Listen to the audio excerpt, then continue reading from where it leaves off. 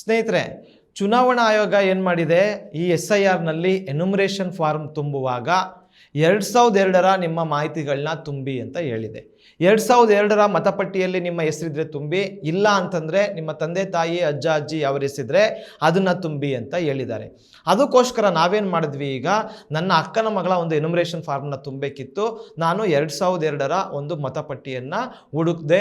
ಮಂಡ್ಯ ಜಿಲ್ಲೆ ಪಾಂಡವಪುರ ತಾಲೂಕು ಅವರ ಒಂದು ಲಕ್ಷ್ಮೀಸಾಗರ 73 ಬೂತ್ ನಂಬರು ಅದನ್ನು ಡೌನ್ಲೋಡ್ ಮಾಡಿ ಅದರಲ್ಲಿ ನಮ್ಮ ಅಕ್ಕನ ಮಗಳ ಹೆಸರಿಲ್ಲ, ಯಾಕೆಂದರೆ 2002ರಲ್ಲಿ ಅವ್ರದ್ದು ಓಟ್ ಇರಲಿಲ್ಲ. ಅವ್ರ ತಂದೆದಿದೆ ಅಂತೇಳಿ ಅವ್ರ ತಂದೆ ಹೆಸರು ಕುಮಾರ ಬಿನ್ ಕುಂಜಯ್ಯ ಅಂತ ನಾನು ಹುಡುಕ್ದೆ. ಆಗ ಅವರ ಹೆಸರು 797ರ ಒಂದು ಕ್ರಮ ಸಂಖ್ಯೆಯಲ್ಲಿ ಇತ್ತು. ಹಾಗಾಗಿ ನಾನು ನಮ್ಮ BLOಗಳಿಗೆ ತುಂಬಲಿಕ್ಕೆ ಆ ಮಾಹಿತಿಯನ್ನು ಕೊಟ್ಟೆ. ಆದರೆ ಅವರ ಆ್ಯಪ್ನಲ್ಲಿ ಆ ಮಾಹಿತಿ ಸಿಗ್ತಾ ಇಲ್ಲ. ಮತ್ತು ನಾವೇ ಇನ್ನೊಂದು ECI ಇಂಟರ್ನೆಟ್ನಲ್ಲಿ ಹುಡುಕಿದಾಗ 797 ಹೊಡೆದ್ರೆ ಬೇರೆ ಯಾರೋ ಹೆಸರು ಬರ್ತಾ ಇದೆ. ಬದಲಿಗೆ 785ನೇ ಕ್ರಮ ಸಂಖ್ಯೆ ಹೊಡೆದ್ರೆ ಕರೆಕ್ಟಾಗಿ ಕುಮಾರ ಸನ್ ಆಫ್ ಕುಂಜಯ್ಯ ಬರ್ತಾ ಇದೆ. ಇದು ಹೆಂಗೆ? ವೋಟರ್ ಲಿಸ್ಟಲ್ಲಿ 797ನೇ ಕ್ರಮ ಸಂಖ್ಯೆಯಲ್ಲಿ ಕುಮಾರ ಹೆಸರಿದೆ, ಕುಂಜಯ್ಯ ಅವ್ರ ತಂದೆ ಹೆಸರಿದೆ. ಆದರೆ ಇಂಟರ್ನೆಟ್ನಲ್ಲಿ ಆನ್ಲೈನಲ್ಲಿ ಹುಡುಕಿದ್ರೆ 785ರ ಒಂದು ಕ್ರಮ ಸಂಖ್ಯೆಯಲ್ಲಿ ಇವರು ಕುಮಾರ ಕುಂಜಯ್ಯ ಬರ್ತಾ ಇದೆ. ಚುನಾವಣಾ ಆಯೋಗದ ಈ ಎಡವಟ್ಟಿಗೆ ಈಗ ನಾವು ಯಾವುದನ್ನು ತುಂಬಬೇಕು? 797 ವೋಟರ್ ಲಿಸ್ಟ್ ಇದ್ದಂಗೆ ತುಂಬಬೇಕಾ, ಅಥವಾ ಆನ್ಲೈನಲ್ಲಿ ಸಿಗ್ತಾ ಇರ್ತಕ್ಕಂಥ 785 ತುಂಬಬೇಕಾ? BLO ಏನು ಮಾಡಿದ್ದಾರೆ, ಕೊನೆಗೂ ಹಂಗೋ ಹಿಂಗೋ ಮಾಡಿ ಬೇಡ 785 ತುಂಬೋಣ ಅಂತ ತುಂಬಿ ಅವರ ಒಂದು ಸ್ಕ್ರೀನ್ಶಾಟನ್ನು ನಮಗೆ ಕಳಿಸಿದ್ದಾರೆ. ಅದರಲ್ಲಿ ಏನಪ್ಪ ಬಂದಿದೆ ಅಂತಂದರೆ, ಓಕೆ ಕುಮಾರ ಕುಂಜಯ್ಯ ಅಂತ ಬಂದಿದೆ, ಸಂಬಂಧ ಕಾಲಮಲ್ಲಿ ಮದರ್ ಅಂತ ತಗೊಬಿಟ್ಟಿದೆ. ನಮ್ಮ ಅಕ್ಕನ ಮಗಳು ದಿವ್ಯಾಗೆ ಕುಮಾರ ಮದರ್ ಆಗಲಿಕ್ಕೆ ಹೆಂಗೆ ಸಾಧ್ಯ? ಅಲ್ಲಿ ಅವರು ಫಾದರ್ ಅಂತ ಬರಬೇಕಿತ್ತು. ಈ ಚುನಾವಣಾ ಆಯೋಗ ಈ ರೀತಿ ಎಡವಟ್ಟುಗಳನ್ನ ಮಾಡಿದ್ರೆ ನಾವು ಯಾವ ರೀತಿ ಶಿಕ್ಷೆಯನ್ನು ಅನುಭವಿಸಬೇಕು? ನಾವು ಯಾಕೆ ಶಿಕ್ಷೆಯನ್ನು ಅನುಭವಿಸಬೇಕು?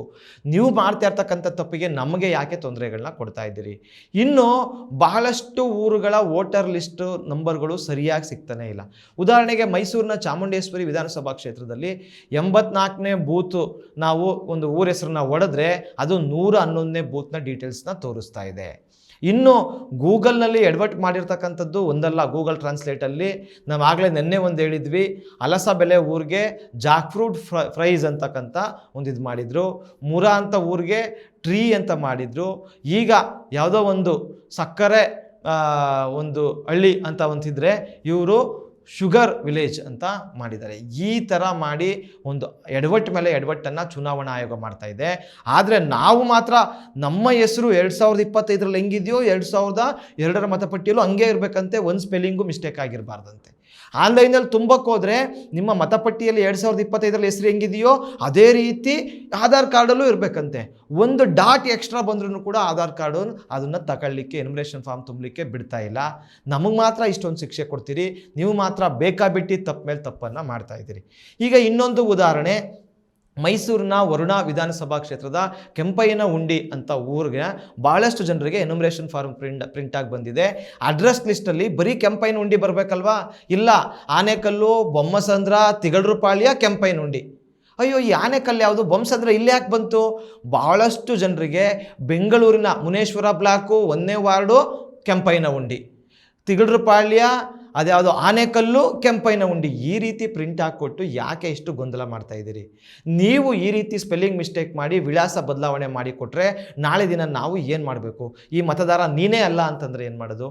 ಒಂದು ಸರಿಯಾದಂಥ ವ್ಯವಸ್ಥೆ ಇಲ್ಲದೆ ಯಾವ ರೀತಿ ಬೇಕು ಬಂದಂಥ ಮಾಡ್ತಾ ಇದ್ದೀರಿ ಚುನಾವಣಾ ಆಯೋಗ. ದಯವಿಟ್ಟು ನಿಲ್ಲಿಸಿ.